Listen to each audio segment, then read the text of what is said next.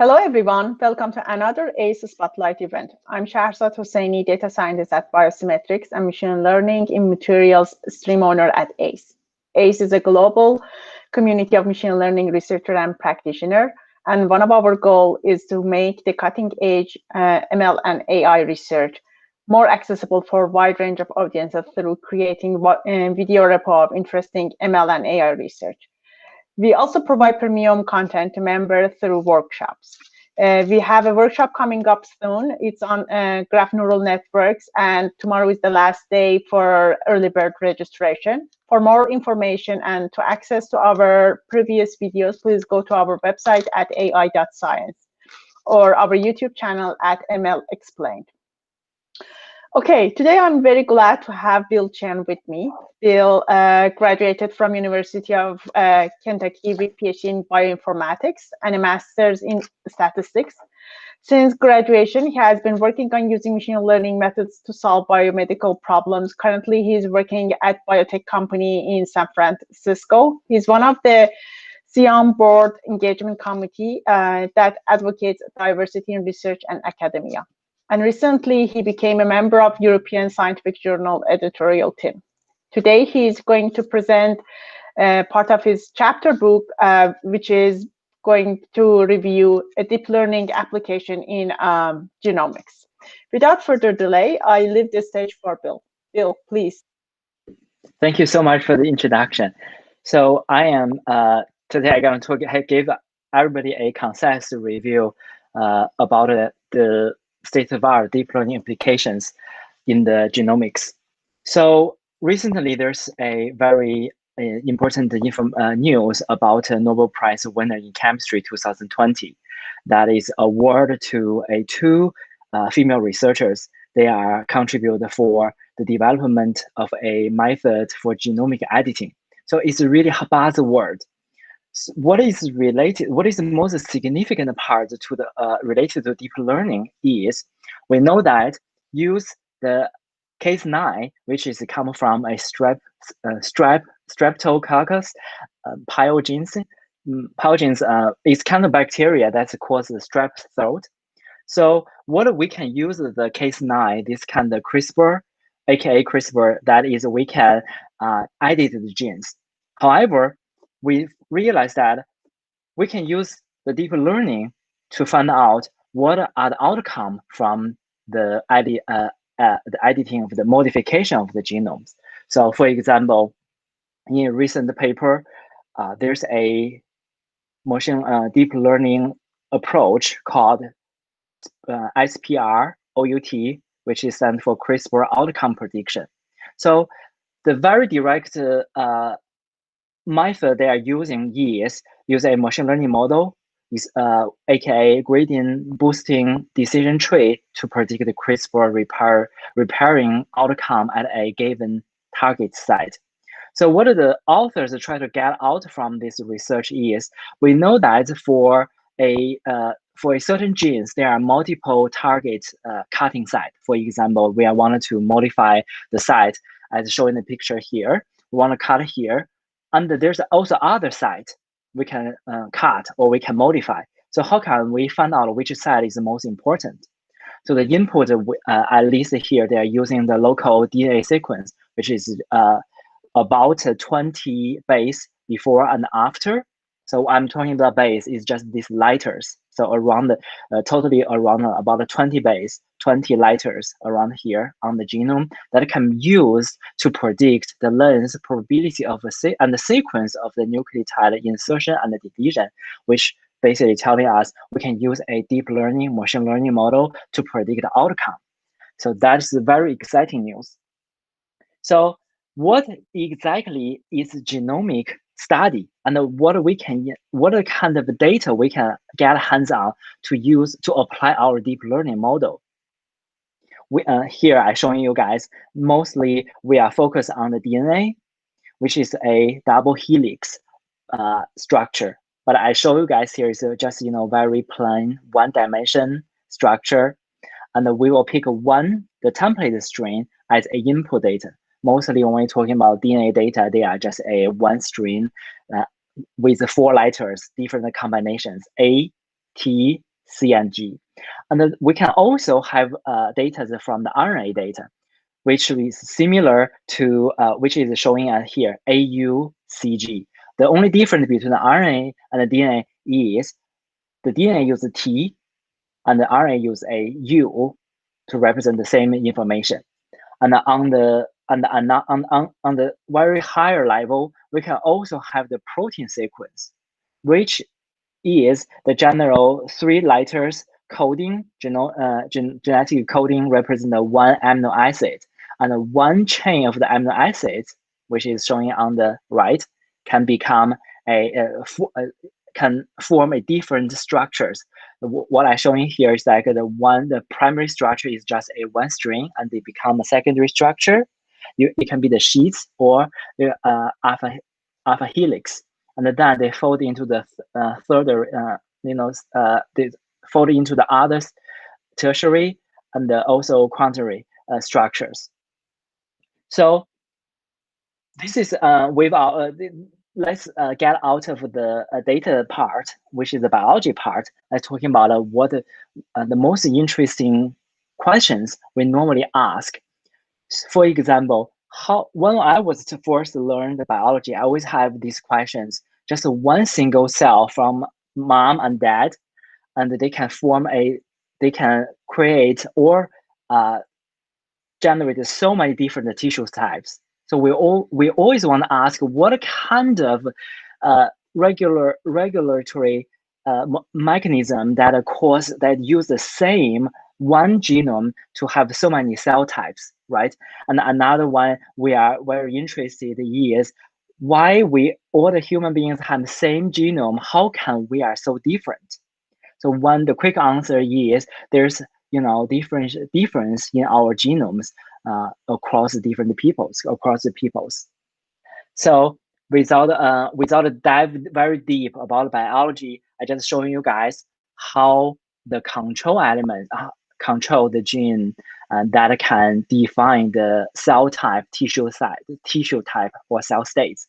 For example, here I show you guys there are so many different cell types, and the green part is a gene activated in that type of cell. The red part and the yellow part is the control scheme, and the gray part is the repress element.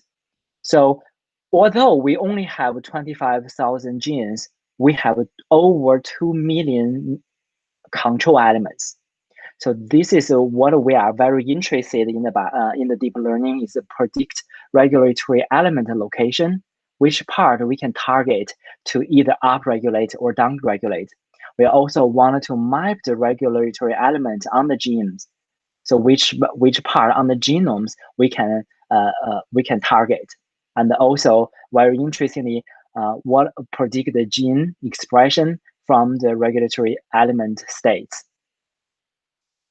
So another element for the biochemistry is I just want to show you guys what is regulatory code, or how the DNA sequence encode the regular information.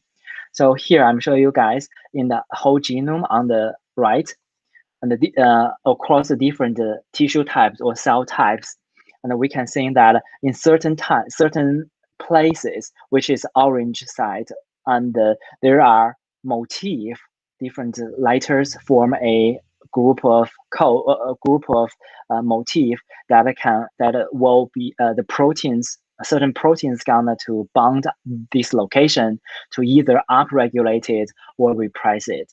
So this is basically the very fundamental biology I want to talk about. So I would just mention the very simple machine learning pipelines, which is we have some input, we have some layers, and then on another layer, we have a predicted output, which is y prime. And if we have the true target, we're gonna have a back propagation through the loss function, which will be updated the weights. So this is a simple machine learning pipelines. Here is also another form of more detailed what are the elements of the machine learning or deep learning neural network.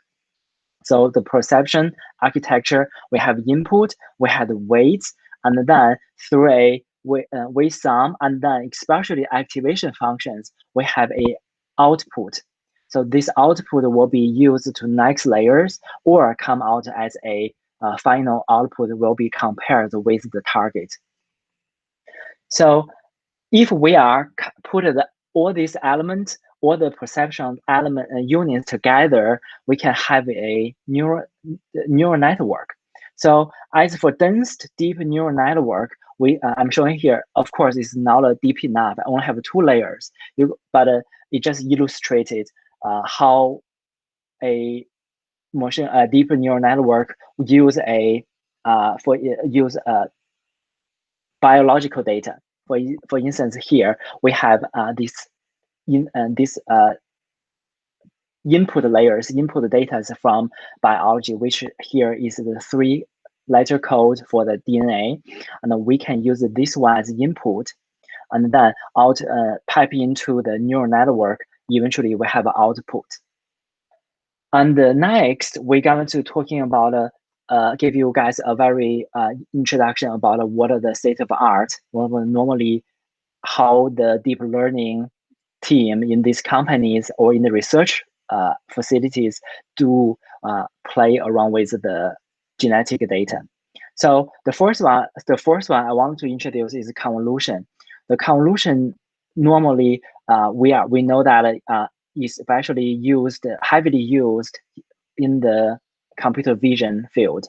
So for here, when we have a one string, one dimension data at the very bottom, how can we apply this kind of genetic? How can I apply this convolutional method? The first of all, of course, we're gonna. Yes. Excuse me. Sorry for interruption. I just wanted to ask a question, a fundamental question, before going to details of the architectures that you're using. Could you explain a bit about what does up-regulate and down-regulate means? So it will help audience to understand the topic more. Okay. So when we have genes, when we have like from DNA to the protein, so the fundamental the gene normally will be considered as one gene, one protein. But in our biological cells, the gene is not just one gene have one protein. It's like one gene have a multiple identical proteins. So if the gene is activated, for example, in a cell, that means that gene will have more proteins come out from that gene. If the gene was depressed, or downregulated, that means that gene will be stopped, will be shut down. There will be very small amount or no proteins come out from that gene. So when we talk about upregulate, downregulate is basically the count about how many proteins produced or how many, the intermediate RNA, which one is normally we are measured, how many RNA or how many proteins come out from that gene determine whether they are upregulated or downregulated. Okay, so it's basically whether a gene is off or on. Is that correct? Yes, correct. You can consider like that. Okay, thanks. And when we are talking about here, the convolutional layer will be applied on this one dimension data. So the first of all, we're going to one hot encoding it.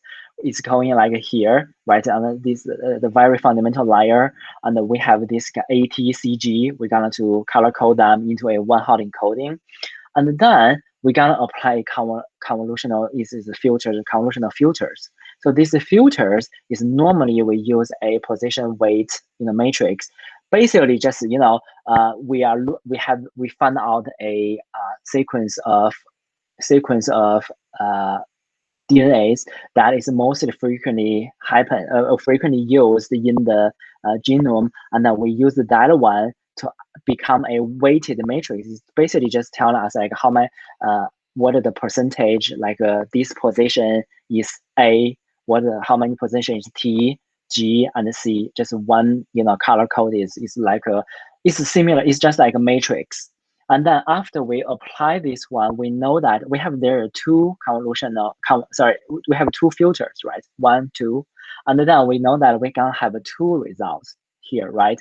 And then these results will become the, become the new input. Next one is going to be, you can use the activate function, ReLU, and then after ReLU, you can add for this model specifically, they have a pooling layer, and eventually they have a classification final layer to have it whether it's positive, negative. This output label could be up-regulating or down-regulating, or they could be whether it is a gene or it is not a gene. Because we know that we have a huge amount of DNA sequence, but only a fraction of those sequence, they are genes. So Bill, a question here. Excuse me, a question here. So you said that in this intermediate layer, you have the percentage of which genes you have, A, C, G, or T.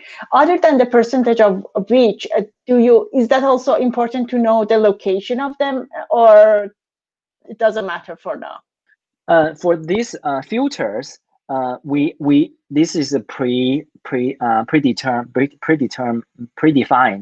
So this one is from like experiment. People already know. For example, we know that one part, maybe one TF, which is a transcription factor, is about like a seven nucleotide, 1, 2, 3, 4, 5, 6, 7, 7. And then we know that in these 7 positions, there's like a probabilities. Maybe like a lot of them are C, a lot of them, not a lot of them are G. They are like, you look at it here, it's like upside down. Upside down, that means less possible is B there. So based on this, also the height about this letter, that means how the probability, how high, how much probably that position is C. So for example, for the first column, that could be 0. This one should be very low probability or very low number, even negative number. And this one, the blue one, should be very high positive number, and negative number, and negative number. And then the next one, etc., etc. So this one is predefined. Normally, it's come from the biological experiments. And then the next one is the same. But when we apply these filters, it's just very similar to the normal convolutional layer. You just apply from position 0 until the end, and you can padding them, 0 padding them at the beginning, at the end. So the output will be same length. Yes. So is there any relation between the size of this filter and the motif that are repeating in the sequence? Yes, there are. Or is that same? Yeah, they should be same, because they can be the motif. Sometimes the motif are different lengths. For here, we are just illustrate as 7. Sometimes they can become longer or shorter. So all that lengths are possible to be used as a filter, but we all come out as 1 values. For example, right? If they are normally come out as 1 value, is like 7 or 11 or 5. They all come, the convolution output should be 1 value. So for example, this 1, 2, 3, 4, 5, 6, 7 should become like the first one, because there's a convolving scheme inside the convolution layer. Yeah. Mm-hmm. Okay, so if you have a question, I will come back explain it more. And the next one, I'm gonna just going to dive into the applications, dive into the research, and what people use this one. The first one, same thing, convolution neural network. The paper is the model they developed is called DeepBind. It's from a paper published in 2015. So what we have here on the top, the researchers showing us like how this kind of whole machine learning pipeline developed. So we are focused on here, DeepBind model. In here is just a convolution neural network. For example, if you look at it, the current batch input, every time they're gonna select the 5 batches of the sequence. You can tell these sequences are not the same length. It's okay.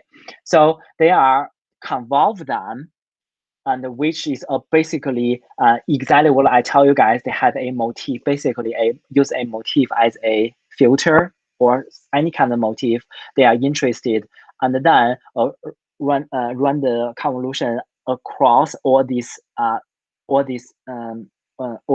batch of inputs, and then they're going to have a reactive layer and eventually pooling layer, force them into a specific dimension feature map, and then use this feature map apply to a traditional neural network. So you can tell the convolution layer or convolution neural network here is used as a feature extraction scheme here. And then downstream, you're gonna have some output, of course, compare with the target. Eventually, you have this feedback loop going on. So this is published in 2015. And the next, I will not mention very detailed before this time, how exactly, but if you're interested, you are more than welcome to go to the paper. So the next one, I'm gonna mention that there's a fusion architectures. For instance, this DeepCpG. For the CPG, this model they are trying to predict is CPG islands methylation. So I mentioned that there's like a scheme, like measuring the measuring the upregulation, downregulation, how many genes active or deactive, right?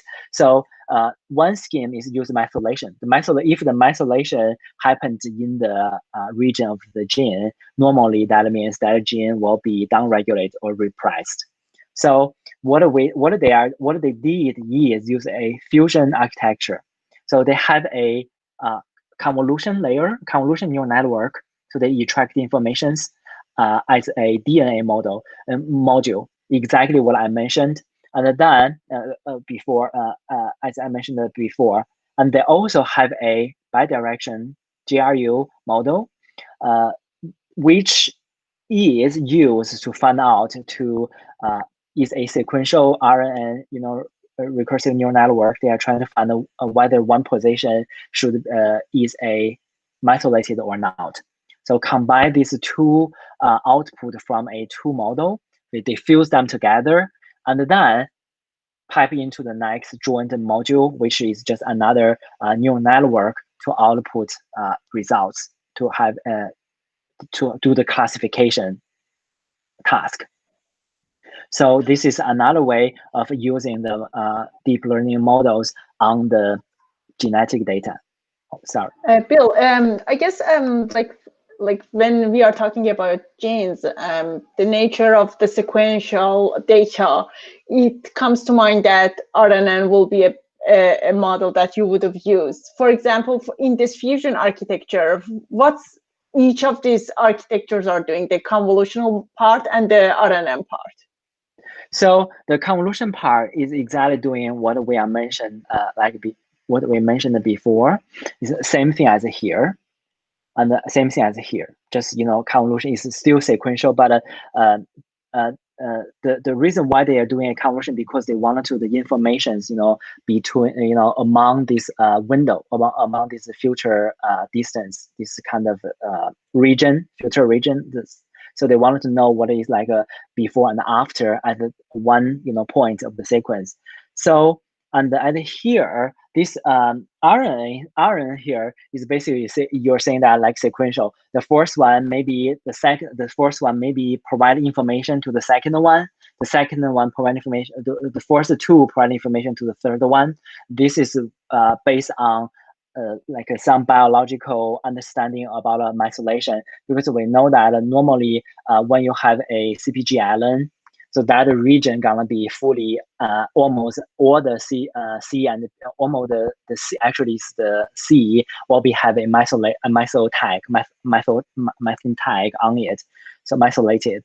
So they are trying to use this one provide information for the next input, but this is the reason why they are use a recurrent neural network on the for the CpG for the methylation detection, and also they wanted to find out which region, what kind of pattern the gene has to cause it to methylate. So they are doing two things. So for capturing the pattern of a gene, they are using convolutional neural network. And for knowing that which information is going from one gene to the another one, they are using recurrent neural network. Is that correct? No, from the one position to the next. For example, okay, we have from one position to the next. Yeah. And for and position here means like it's just like a like one here. Yeah. 1, 2, 3, 4. The fourth one provide information to the second one, but this is not a gene. It's just like a 0. That means it's isolated, and the question mark is I don't know. There's no data, and then the 1 is isolated. So the fourth one probably provides the second one. So when we're talking about the position, it's just like here. The first position, this is A. Second position is T, which is nucleotide. Yeah.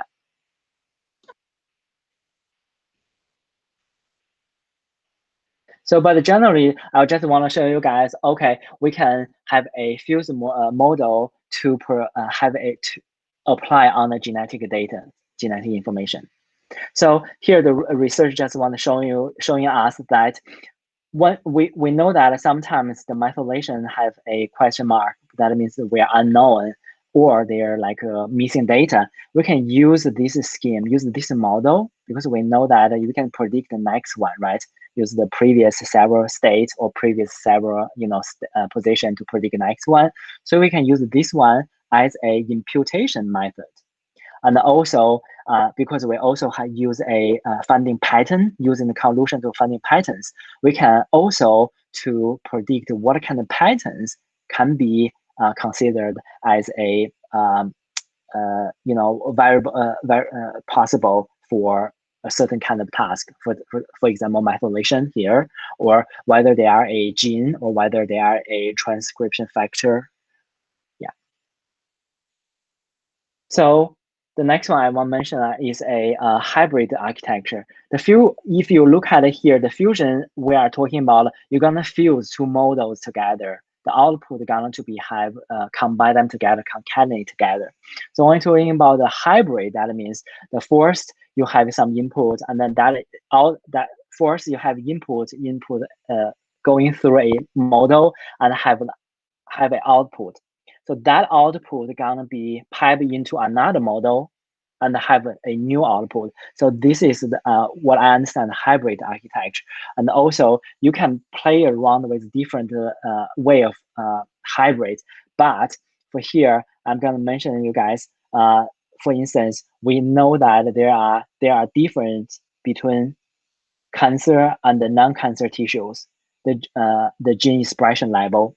So based on the gene expression level, we can have a comparison or predicting whether a tissue or cell is cancer or not non-cancer. So the first one we're showing you guys here, we have this data. We have data process, basically just concatenating and normalize this data. And we can train autoencoder at the first step. Mostly we use autoencoder as a dimension reduction. The reason here is very simple, because we have 60,000 kind of gene expression values. It's very hard to pipe into a machine learning model. So we can first have a dimension reduction scheme, which is like a bottleneck autoencoder. We can train in this one, and then this bottleneck encoder, the bottleneck layers can be used as a feature representation, and then we can use the feature representation to feed into a deep neural network, train a neural net, and have some output. Here we show you guys here is across different kind of the cancers. There are 30 some cancers and one normal, and then the correlate this kind of confusion matrix, how well the model perform. You can see that when we have a autoencoder dimension reduction and bridge a neural network, we can tell that the output perform pretty decent. But of course, there are some like deviations, because either because the data size is small for that type of cancer. For example, this one GBM is a brain cancer. It's it's very rare. Not a lot of people have it, so data size is very small. So the next one, another hybrid architectures, which is published in 2016. So the first of all, also we have a gene, which we have a DNA sequence as input. Inevitably, we're going to apply a convolution. And then the difference is we know that in this one, what we are trying to do is we are trying to find the function of the DNA sequence. For example, we know this sequence, we wanted to know what kind of function it has. So we can apply a recurrent neural network, which is on the top of it. So it's very similar to the previous one. We have a convolution. Instead of autoencoder, we have convolution layer to have some feature representation, and then these new features gonna be used for the next model, the input of the next model. So one critique I look at here is like when we are from a convolution layer to a max pooling layer, we know that we're gonna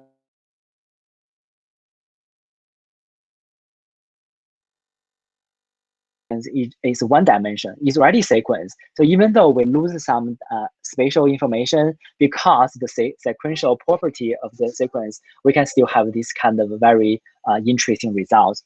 So the author showing here is like compare with other methods is perform very well. The model is called DenQ.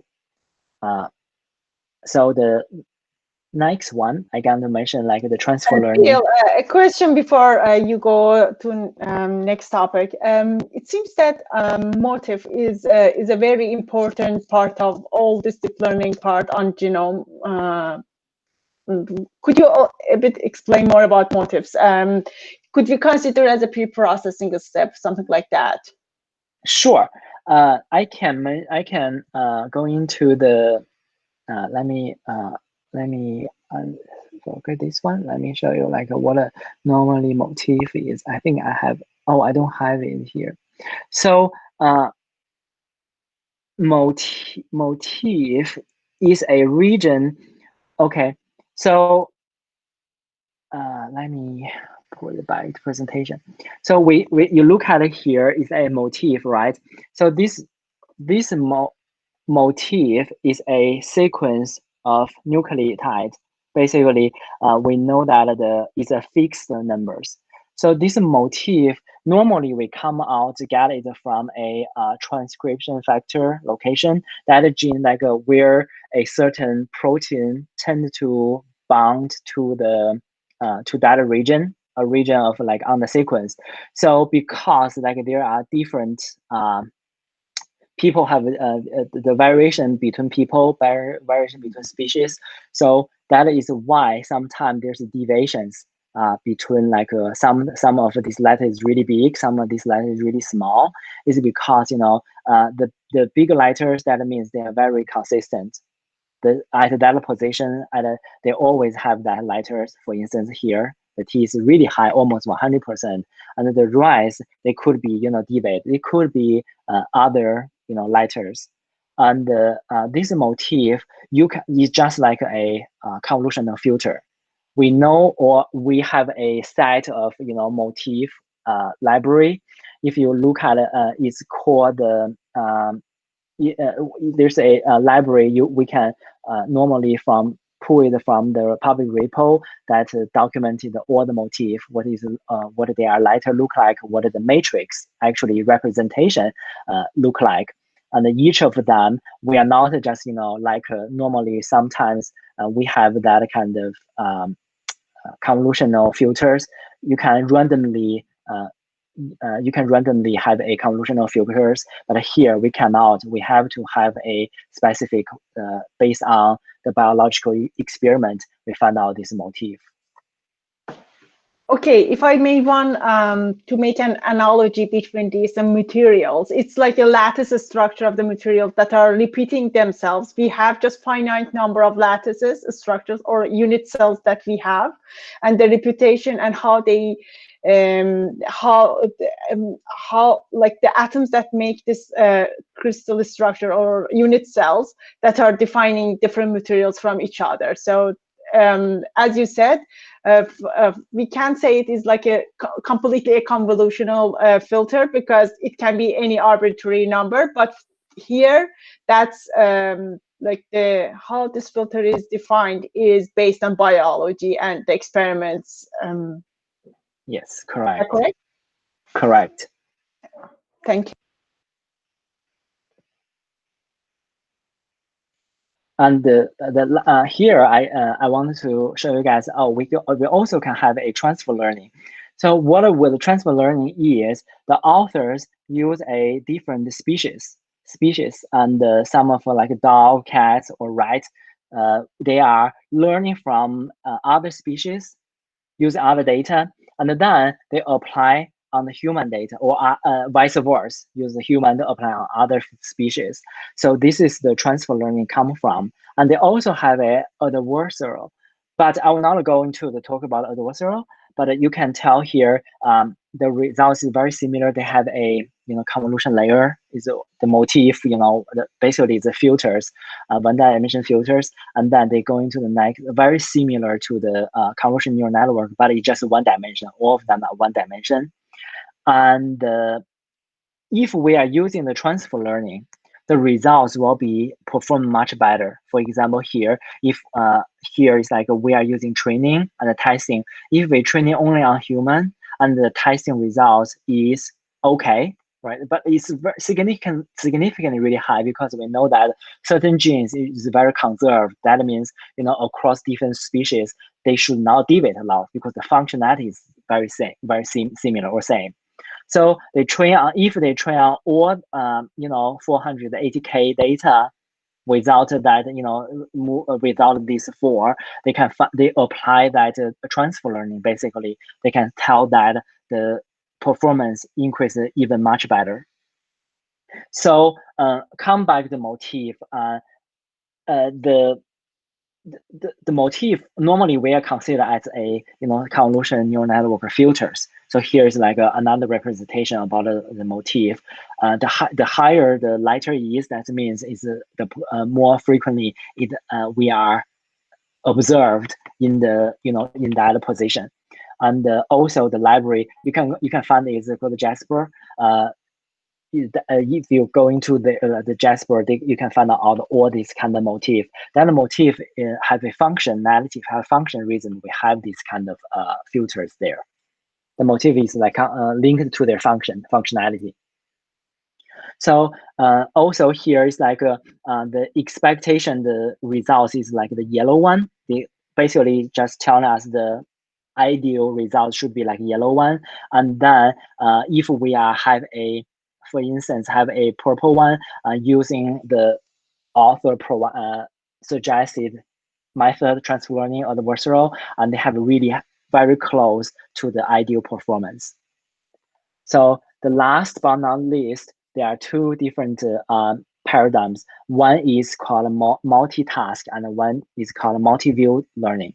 So multitask learning is very common in the deep learning field, which is we use the same model to learn different tasks, and then the model gonna share the weights across the task. And these different related tasks will be improve the model performance.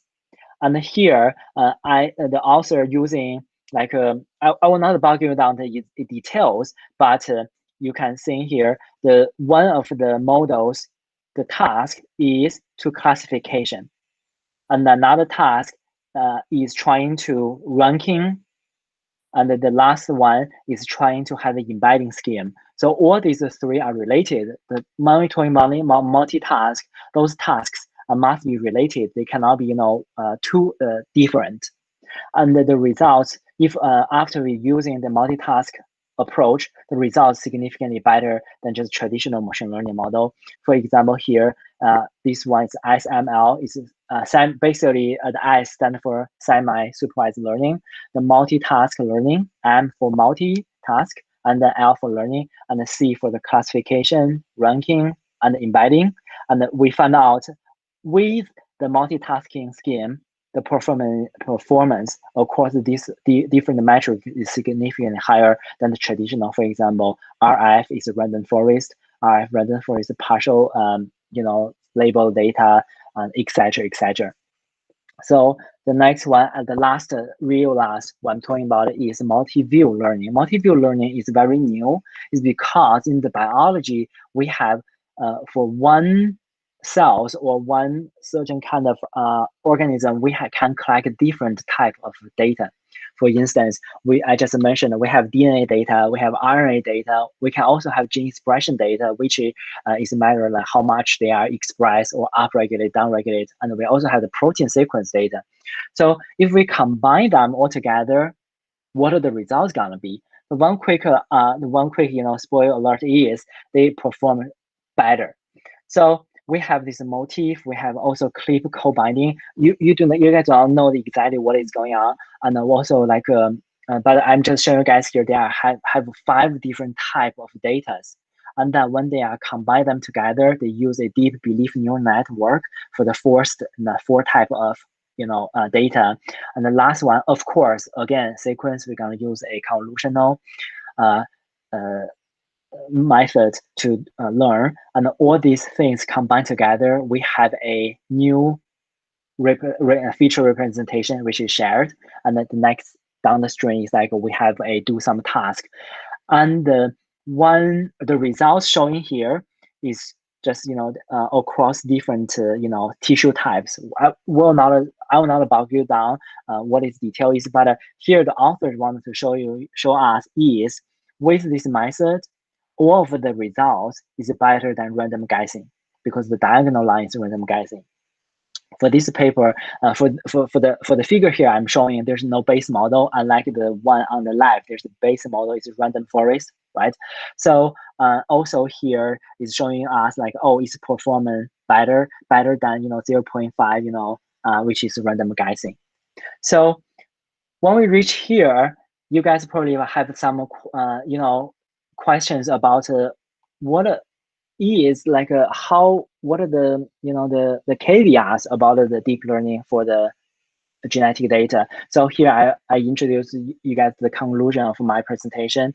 The first of all, deep learning for genomic has very activated field, and there's a lot of applications very successful, but our data is still very small, and compared to other fields, for example, computer vision and natural language processing, there's a long way to go. And also, if you look very carefully, if you listen carefully for what I'm presented, you'll find out a lot of times this data is from biological data. It's not everybody can create data. So it's very costly to generate data, which leads to a low availability of data. You look at the ImageNet, that computations, there's millions of images, but to collect biological data is much harder, and also ambiguous labeling. So instead of we know for sure that's a cat or that's a dog, a lot of labelings in the biological data is very ambiguous. Different experts may have different label results, and a lot of them we do not have labels. That is why in some of the papers I presented, I didn't mention very specifically, but they mention a lot about semi-supervised learning because there's a lot of data that has lack of labels. So the last problem we are facing very directly is sometimes we have hard time to find a base model to compare with, right? So because the model is they compare with the traditional model or compare with what kind of model we do not have a baseline. So this is currently problems we are facing in the genomic data for the deep learning applications. So thank you so much. I think I will stop here. If you guys have questions, please ask. Yes, thank you. Thank you, Bill. It was a great presentation, and it was a great timing as well, like with Nobel Prize going to CRISPR scientists that invented, so all very much related to each other. We have a few questions from audiences. One is regarding the architecture that is combined convolutional and by LSTM. So what's the pooling layer is doing there? Could you a bit explain about that part? Okay, so I think the author, they mentioned about this one, is this paper. So here we have a convolutional layer, right? We have this kind of based on the the motif. We have these values. Each position should have if we padding them, they should be same length, right? So, but if we dependent, of course, it can be shorter. So the pooling layer, so based on they are trying to force them into a, how can I say that, into a one-dimension data structure, because when we reach here, the authors do not want to put this each of the one step, because we know that if we are one position of another position, basically we just learning from the one nuclei to the next nuclei from the sequence, right? Even though there are convolution layers included, but still we kind of learn just one position to the next position. So instead, the author's scheme is they are trying to combine several steps. You think about this combining several steps instead of 1, 2, 3, 4, 5, and the next one 2, 3, 4, 5, 6. They escaped. First of all, is very quick learning, right? Training is much faster. Secondly, you think about it makes sense is because we know that we can the functionality or the reason we have this one, the task we are trying to do here is trying to let me find out we are trying to learn the DNA functionalities.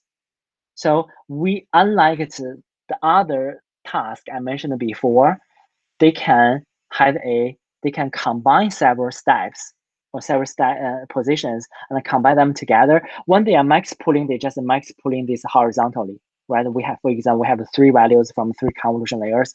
They max pooling, they maintain the vertical dimension, and then they pooling across this step, because we know that in here not every sequence not every position gonna give us significant information.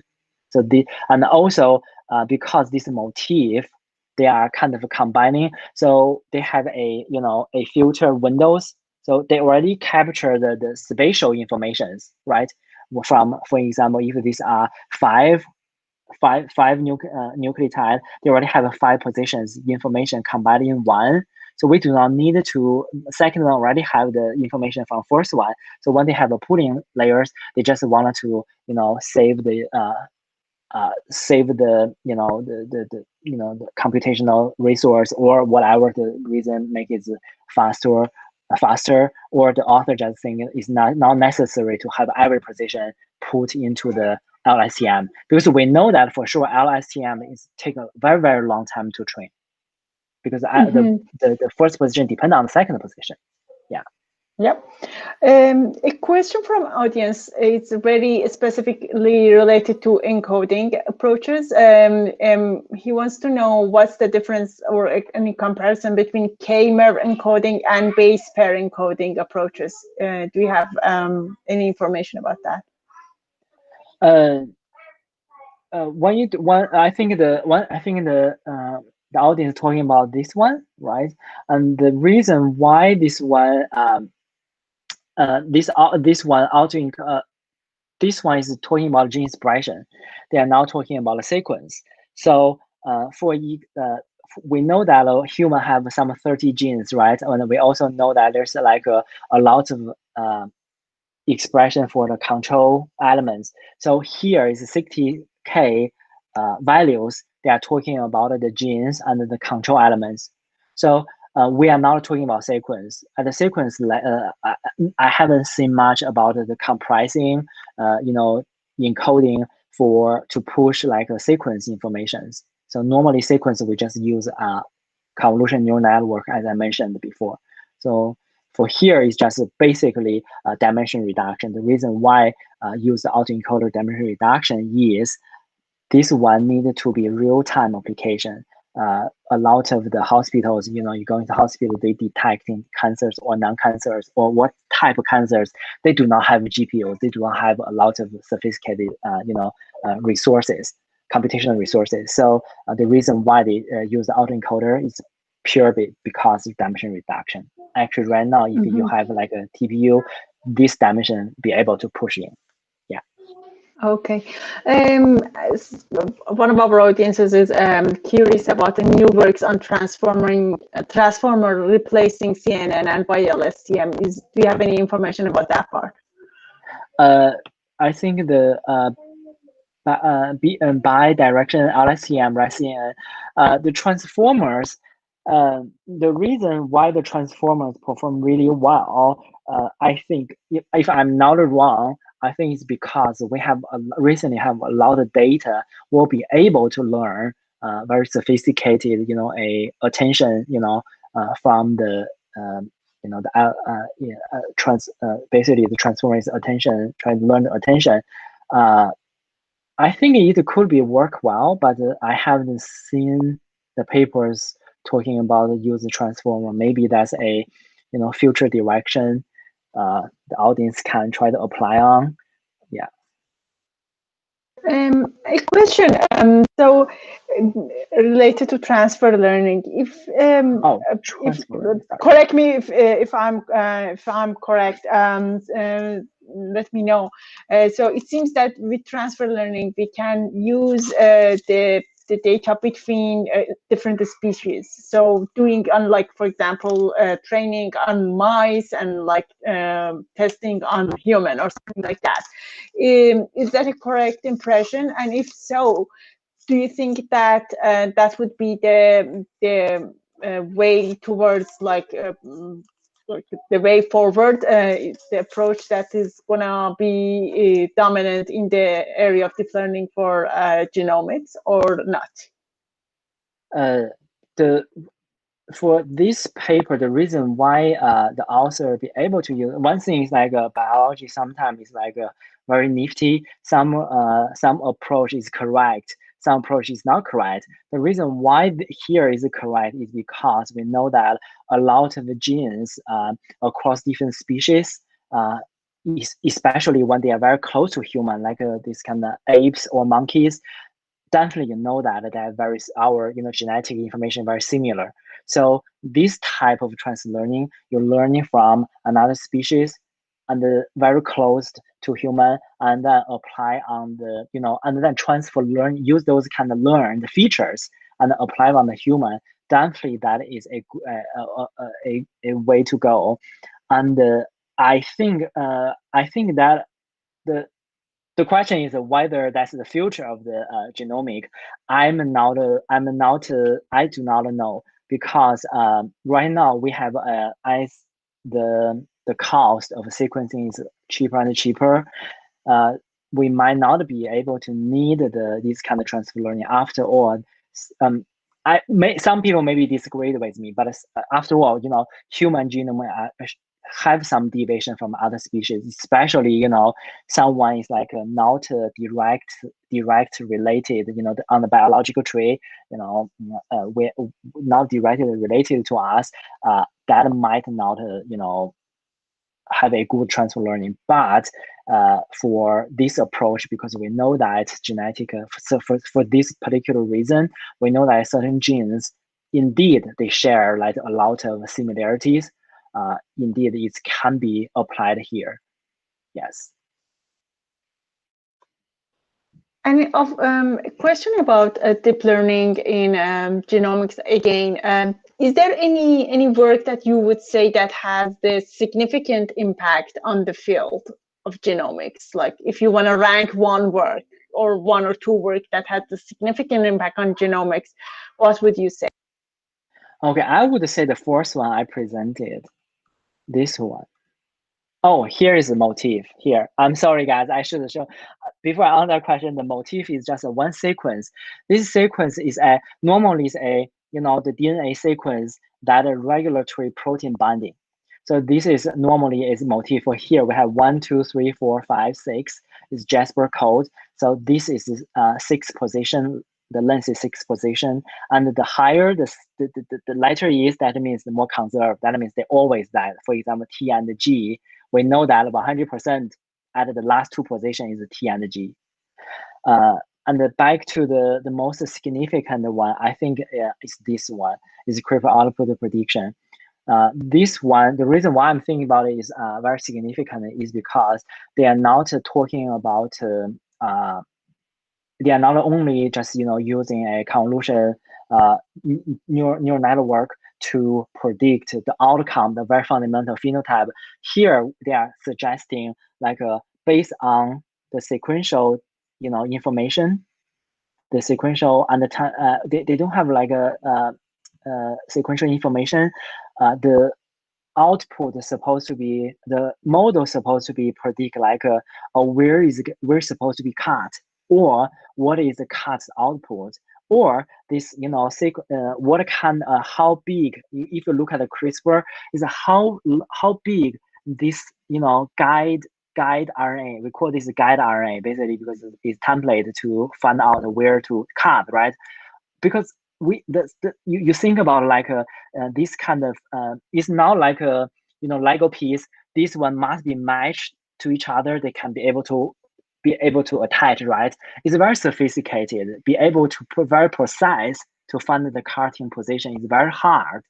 So if we have this one is not only use just a simple model to predict the output, a classification problem, they have a much impact is on what the length should be, right? How long for a special cutting site, how long this guiding RNA should be, right? And also like what are the probability, what are the sequence, how can we design this guiding? Because we know sometimes people have deviations, right? Maybe you have A here, another person have G there, right? But we want that one sequence will be very versatile to find the position, combine them at the cutting side. So that is a very significant from my perspective. Great, thank you. Maybe 2 final questions. We just have a few minutes. One is about generative models. Any success on that area? Have been like scientists been able to generate or design any new sequences that satisfies some sort of functions or phenotype or things like that? Yes, that's a very good question. There are it's a very heavily researched field, but from my reading understanding, I found out there's not a lot of people doing it. It's because you have this kind of if I go in here, for example, here. This one, we know that we have LSTM. We know that we can convert it into a generate a new sequence.